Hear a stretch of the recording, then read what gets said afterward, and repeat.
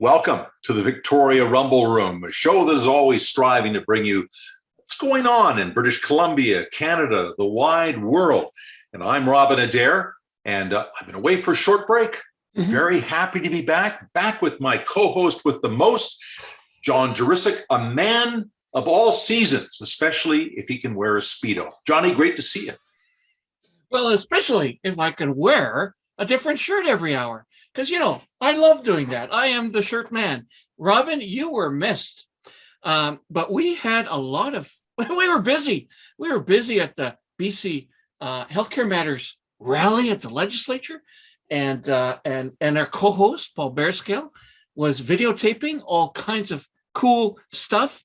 And so we had a ton of fun. But most definitely you were missed. And I hope you had a good rest, Robin. I don't know how much rest I had, John, but I certainly, I guess if a change is as good as a rest, I had a lot of rest that way. Well, that's what they say now, isn't it? I mean, who actually ever gets a rest these days?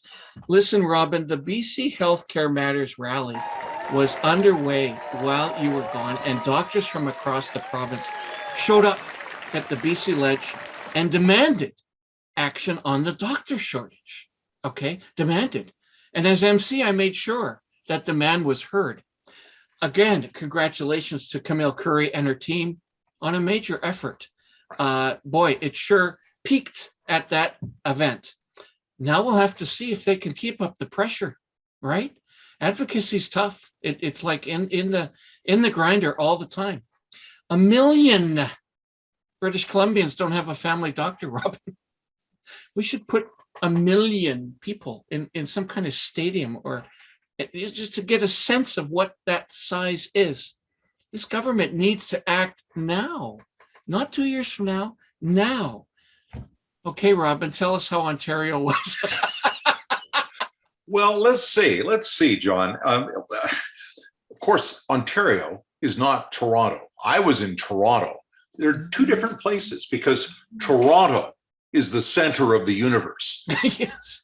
Ontario is sort of around it, but Toronto is the center of the universe. And interestingly, in Toronto, they don't really have a big doctor shortage. They do outside of Toronto, in Ontario. So it's a concern, but not on the national media. It's why we don't see it on the national media every night, because it's not happening in Toronto. So how much can that matter? And as for the tearing down of the Royal B.C. Museum, that's not even making a blip. Its replacement will be the most expensive museum being built in Canada's history, but it's not in Toronto, so it hardly counts. So anyway, it's not what they've been talking about in Ontario this last week or so. It's been that giant thunderstorm that had hurricane force winds. And I was out with my brother-in-law and his wife. We were out shopping around. The emergency alarm goes off on the phone. We went inside and stayed inside a mall, watching out the windows as the wind came tearing down and there was heavy rain. And then we drove back. It passed fairly quickly. We drove back to their neighborhood. They live in Markham. And what do you think we saw, John, when we got out there? We saw trees down everywhere. And some of them were on cars. Some of them were actually on top of houses. 11 people were killed in southern Ontario. Tens of thousands lost their power. And my niece lives out in Peterborough. She didn't have power for 4 days. And so, terrible storm in Ontario. And, that's the kind of thing they've been having to deal with there weather-wise. While here, it's now June. And what are we dealing with weather-wise? We're dealing with cold. It's been cold. It's been a terrible, terrible spring. That's right, Robin. Just to hear this explanation, which I haven't since you've been back, is just startling that you were in it, that you were, potentially really unsafe, and people have died. Okay. I should qualify that we drove past all this carnage. It was only 2 blocks from my brother-in-law's house. We arrived at his street. It was fine. None of the trees were down. It had passed over that section. It kind of leaped and targeted different parts of southern Ontario. And for whatever reason, my brother-in-law and his neighbors were okay. So that was good news. Oh, what a blessing. Wow. So much stuff. In past years, around here, in BC. We've joked about January, but it certainly can't be any worse than the lousy weather we've been having so far this year. So we thought, who are we going to ask about the weather? Who's one of our more popular guests? We've chatted about the weather in the past. Is this just a rare thing? Is it part of the cyclical nature? Or is it a sign of global warming and the end of spring weather on the West Coast? Maybe some people are going to move back to Alberta. Dr. Andrew Weaver is Canada's leading climatologist.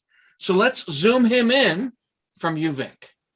And now joining us in the Victoria Rumble Room is one of the leading authorities on climate change on the planet today, and a most popular guest, Dr. Andrew Weaver. Great to have you back with us. Always a pleasure being on your show here.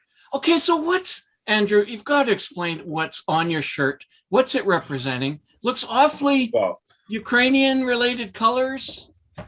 You should start off by saying Slava Ukraini, right? So that's means glory to Ukraine, with the response is Heroyam Slava, is glory to the heroes. My family on my mother's side is Ukrainian. My mother was born in Berdyansk. We have family living there still, cousins in the army in Kharkiv.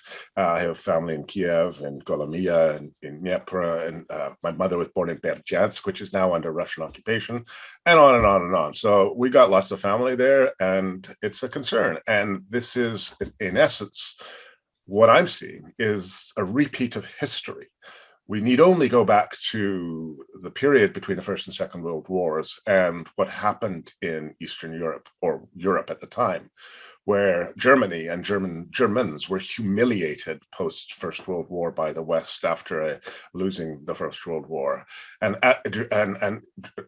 what continued to happen is you saw the rise of a totalitarian dictator in the name of Adolf Hitler, who started to try to rebuild some glory of the old Germany. And we're seeing exactly this happen now.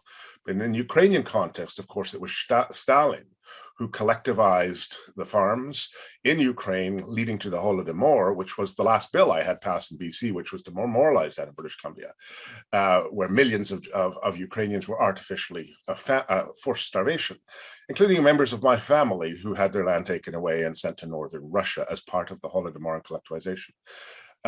We saw with the fall of the wall, the Berlin Wall and the Soviet Union, and a collapse, once more humiliation of Russia by the West, which has led to a state of a rather sad society, one in which, we call them a superpower, but, they basically have a GDP, which is not much different from Canada's. It is not a superpower. And there's a desperate attempt to regain the glory, and to do so, Mr. Putin has clearly drummed up nationalistic fervor, a la Stalin, in a manner very parallel to what happened in the 1930s. And we're seeing, unfortunately, the West not stand up to the level they need to against this tyrannical dictator. And so I am wearing my Ukrainian sweatshirt in solidarity with the Ukrainian people, who are standing up and fighting for freedom for the world, honestly, today, against a totalitarian dictator in the name of Vladimir Putin. And the irony here, or whether it's irony or disgust, is that while my relatives are on the front line in Kharkiv, we have what I can only call morons, Revenge of the Trailer Park Boys in Canada, driving across the nation in so-called freedom convoys, complaining about mask mandates that don't even exist anymore. I mean, this is what we're dealing with here. We really actually do have fight for freedom occurring on the front lines of Eastern Ukraine. Yet here in Canada, we're still obsessed by reporting out on essentially Revenge of the Trailer Park Boys. You're the man of so many seasons. We can cover so many things with you, Andrew. And I thought, looking back at your political credentials, former leader of the revered BC Green Party, and I know that you know Premier John Horgan well. So how do you feel? How do you react to this announcement of the Royal B.C. Museum being torn down, reevaluated, and perhaps going up in 8 years' time for just under $1 billion? Are you surprised by this? It's a really interesting question, and it's a complex question, and it's one that actually was discussed when I was in the legislature, the so-called revitalization problem. Now, there's a number of things that I've known for a long time, both as an MLA, and I think the public would have known too. Is number one is the archives are located below sea level.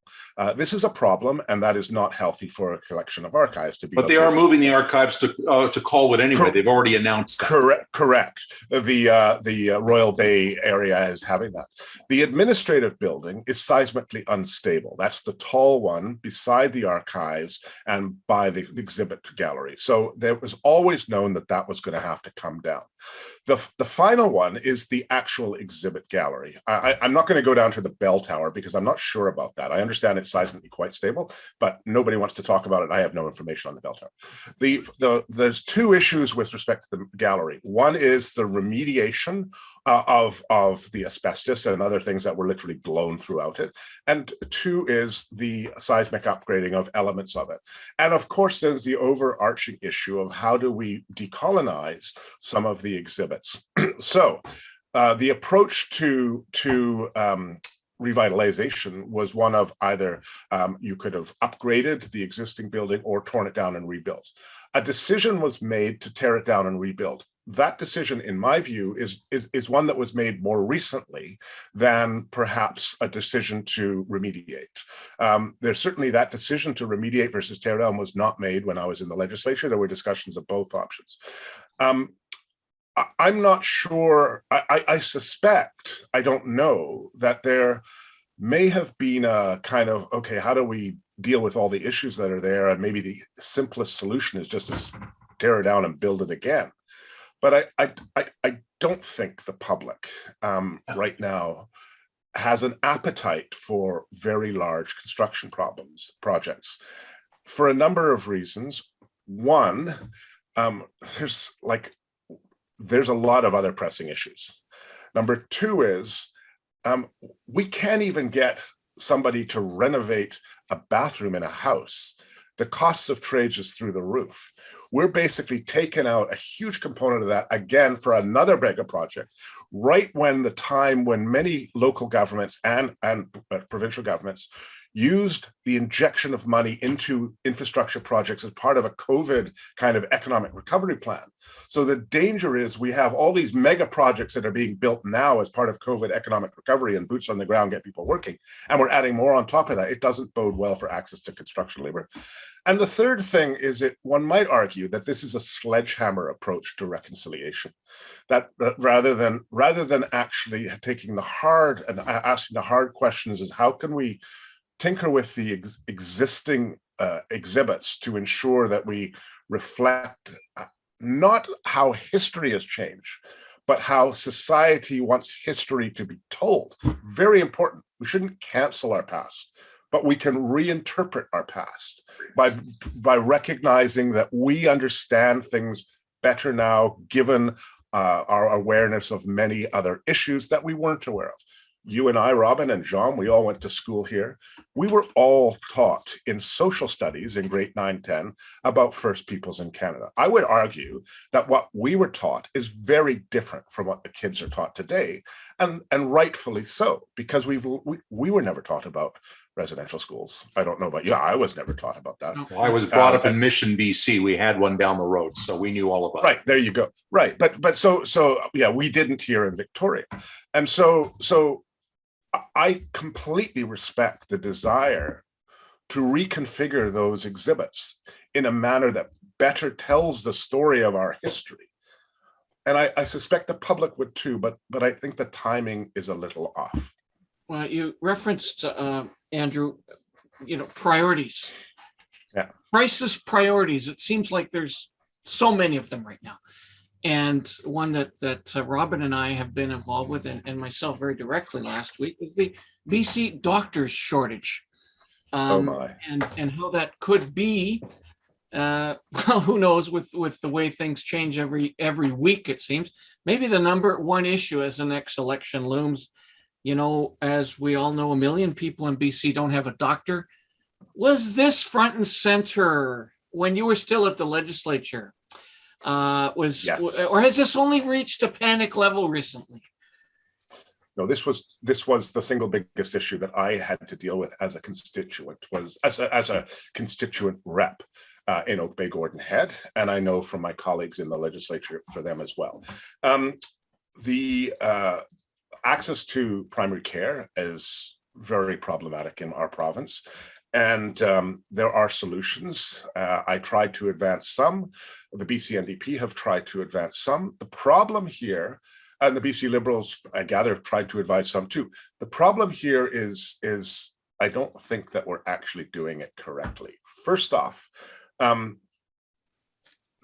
can give you some of the barriers that I raised directly in question period or with the minister. Right now, we know that society has changed. There's a lot of people who graduate from medical schools, and when they and this is the people who are typically graduating are of a different generation from yesteryear, when we had the family doctor who would come to your home and stick a thermometer in a child's mouth and do house calls. We now have a much more demanding and also a very different society. I know that many young GPs do not want, young doctors do not want to become family doctors, because of the quality of life that it entails. Being a family doctor used to be about delivering services, delivering healthcare. Now, a significant component of the time spent by a family doctor is involved in administration under the guise of accountability. I would argue it's actually doing quite the opposite. The administrative burden and overhead for a GP is outrageous, and they're not paid appropriately for that. And so why, when I'm a doctor coming out of medical school, if I have the option of being a physician in the Jubilee Hospital, say, and I'm on salary and I have fixed hours and a schedule and no annoying patients to phone me after hours, except when I'm on call, but I'm part of the schedule, why wouldn't I do that versus be a GP, have to take up all the administration, hire people, etc. So one of the things that the BC NDP did is they decided to, and we supported this obviously, create more urgent care centers, more kind of localized facilities where you'd have GPs working with nurse practitioners, maybe a life labs in there, maybe a X-ray machine to build these kind of issues. However, the problem is, while you support that, they were not at the same time keeping up the intake of regular GPs. We have a number of problems in BC. Number one, some University of British Columbia, for example, reserves a non-trivial amount of its internship programs for foreign doctors to train here. And in particular, we have a significant number of doctors from Saudi Arabia who do their internship in BC hospitals and then go back to Saudi Arabia and are doctors. Now, fine, nobody's complaining about that. The problem is they take up spaces for BC doctors too. They pay a ton of money to come from Saudi Arabia and do that here.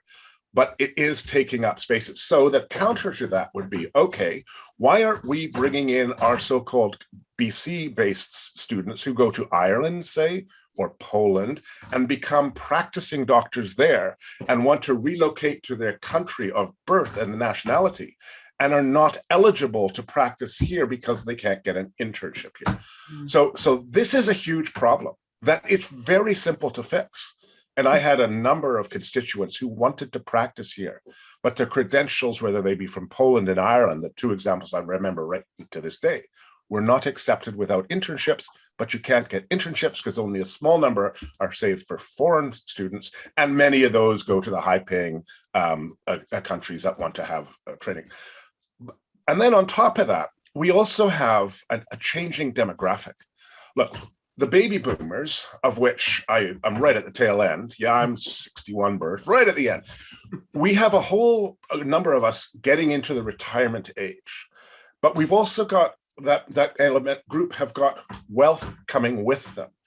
Now, one might want to start asking the question, to what extent should we be tapping into some of that boomer wealth and allowing them to help the healthcare system in things like hip and knee replacements? Like, why don't we actually allow a little more jiggling of our system to align it better with, say, a French or English or an Australian system, which allowed people you cannot just have a private practice. It's public health. But we have certain elements that are allow people to actually participate and pay, which actually helps the public system. So there's ways there. And then there's other things like in Manitoba, there's a group of hospital employees, of employees called physician assistants. Now, these are trained in Manitoba. These are like doctors, but not quite fully trained as doctors. They're ubiquitous in the military. These people are on the front lines in the military, saving lives. We don't recognize them in British Columbia as being able to contribute to our healthcare system, even though in some provinces, like physician assistants, can actually practice. And we would immediately increase the number here if we allowed that here in BC, as we do in Manitoba. And finally, truly believe healthcare in Canada should be a national jurisdiction and not a provincial one. We have our healthcare is funded through what's known as the Canada Health Transfer. The Canada Health Transfer is a per person allotment of money. If you are 1 year old or you are 99-year-old, you get the same allotment of money. Well, you can simply look at the age demographics of British Columbia, for example, and compare it to Alberta, for example. And I've done this, and the numbers are all there on my former MLA website. And you can compare the age demographic, and you recognize right away that British Columbia has a higher age demographic than places like Alberta, which isn't surprising because a lot of British Columbians go to the oil patch, work there, and then they'll retire here when they're older. So they pay their taxes in a jurisdiction where they're working and they retire here. We also know that medical expenses increase exponentially as you get towards the latter years of your life. So if you actually did a weighted calculation based on existing data, you'd find that British Columbia was short something like $250 million in Canada health transfers that we should be getting as a direct consequence of the fact that our demographic profile is older than others, and that we know that your expenses for medical and healthcare coming towards the latter part of your life. It's not fair. It should be fixed. It can be fixed. We can all see the benefits if in fact, the federal government stepped up with more money. And the real question is there ever going to be enough money when it's almost 60% now, the provincial budget? It used to be 50%, the health budget, and doctors make up about, I believe, 10% of that. So it's a big chunk of it. And it's just getting more and more expensive for all the reasons you've articulated. So, I mean, I guess what you're saying in a sense is that John Horgan is correct that, they want to change things. They want to reorg, but they need more money from Ottawa. As some of that, and I think we need to actually ask the difficult questions that seem to be sacrilegious to ask in Canada, but are reasons why systems like France, which I would argue has perhaps the best healthcare system in the world, or places like Britain or Australia, which have pretty fine healthcare systems as well, where they allow the ability for some people to take pressure off the public healthcare system through certain things that you can pay for and do yourself. And I come to the notion of hip and knee replacement hip and knee replacements, because the cost to do those is not prohibitive, but the operating space and the time to do those is, and it takes up a lot of hospital spaces. So there's potential there. Always interesting to hear from Andrew Weaver, always garners a whole bunch of guests, and as I sure will this time. He's a man of many hats, many opinions. He allows us to cover a lot of ground, from weather in BC to politics, always so fun and intriguing. Now, speaking of politics, there's plenty of other things happening right now, Robin, if one can believe it. For example, the latest mass shooting in Texas has our Canadian government preparing to further limit gun ownership in Canada. That's right, John. In Ottawa, they are passing a bill now that's going to ban handguns in the country, and also mandatory back checks for handguns. Assault rifles are out. And, I think it's getting a lot of support, generally speaking. Interestingly, Sheldon Mack is a person who has spoken out, and he was a survivor of that mass shooting 5 years ago in Las Vegas, and it strongly supports this new law. He's the son of my old work pals from Czech TV days, Hudson and Patty Mack. It was a terrible shock to the whole community when Sheldon was shot. And he makes, I think, some very good points that a lot of us share, that we simply don't need these types of weapons in Canada.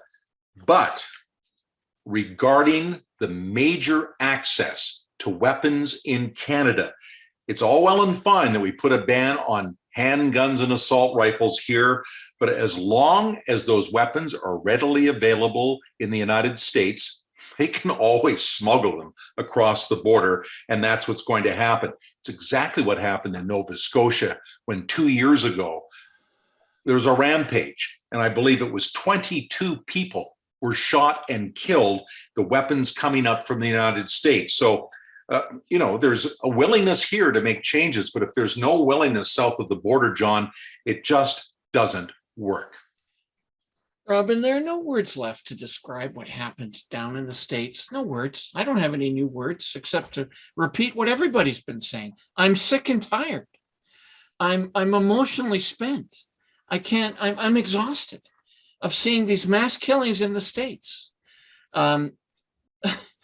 Recent shooting of little kids in Texas is just one more example of needless deaths because of an unwillingness to change, an unwillingness to think differently. The American Riflemen Association is a giant lobby group that protects the right to bear arms, okay? They blame the shooter, not the easy access to guns. Every single time, they blame the shooter. An 18-year-old kid with a RF-18 or one of these killer weapons. Greg Abbott, the governor of Texas, blames mental illness, not the fact that an 18-year-old can go out and buy an assault rifle with no security checks. There's about another 100 things an 18-year-old can't do to live in the States, but he can buy a weapon to kill other people. And here's what that idiot, moron, complete waste of humanity, Donald Trump, told the NRA convention this week about that shooter in Texas.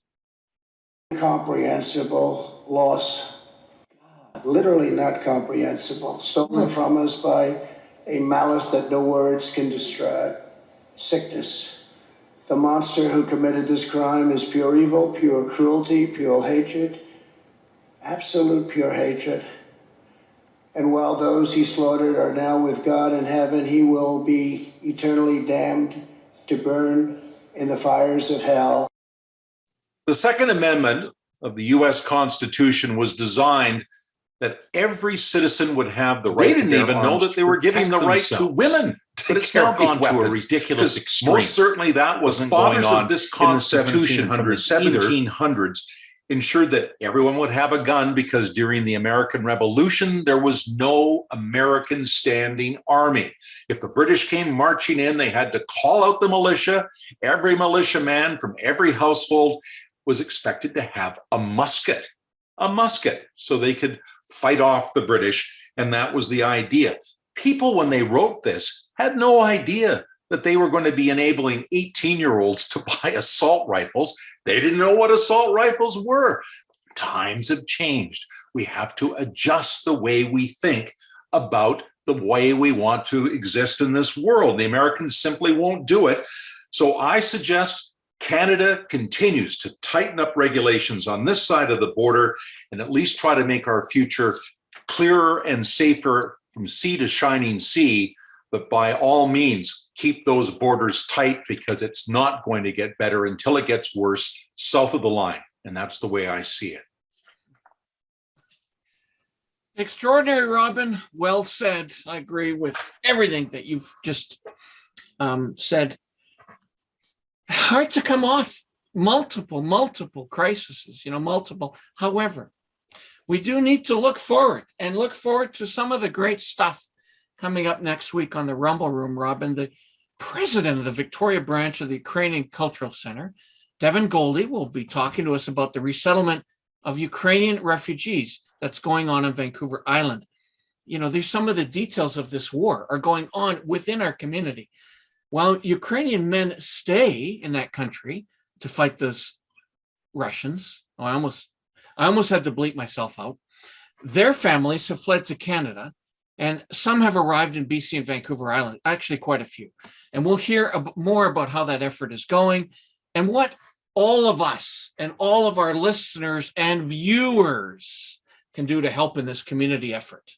It's so sad to see this war going on, and we always think the last great war was hopefully the last great war we'll ever face.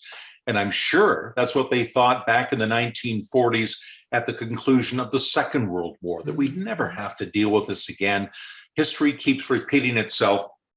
But speaking of that war, something special coming up on the show next week, John.